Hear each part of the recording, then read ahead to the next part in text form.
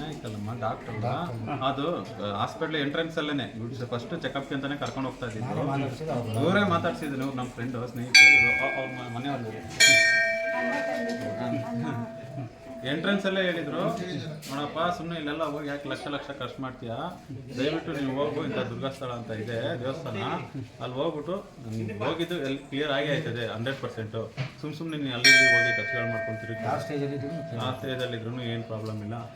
ನೀನು ಹೋಗಿದ ತಕ್ಷಣ ನಿನ್ಗೆ ಒಳ್ಳೇದಾಗೇ ಆಗುತ್ತೆ, ಗುರುಗಳಿದ್ದಾರೆ ಮಾಡಿಸ್ಕೊಡ್ತಾರೆ, ನೀನು ತಲೆ ಕೆಡ್ಸ್ಕೊಂಬೇಡ ಅಂದಿದ್ದಕ್ಕೇನೆ.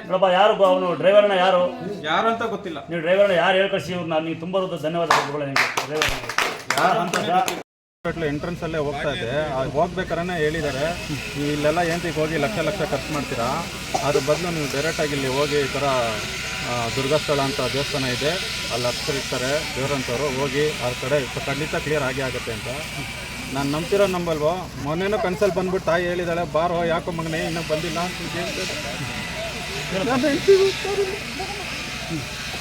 ಅಳ್ಬೇಡಣ ತುಂಬ ಚೆನ್ನಾಗಿತ್ತು, ಎರಡು ಕೀವು ಆಗಿದೆ ಪಾಪ, ತುಂಬ ಸುಸ್ತಾಗಿದ್ದಾಳೆ, ಆಗ್ತಾ ಇಲ್ಲ.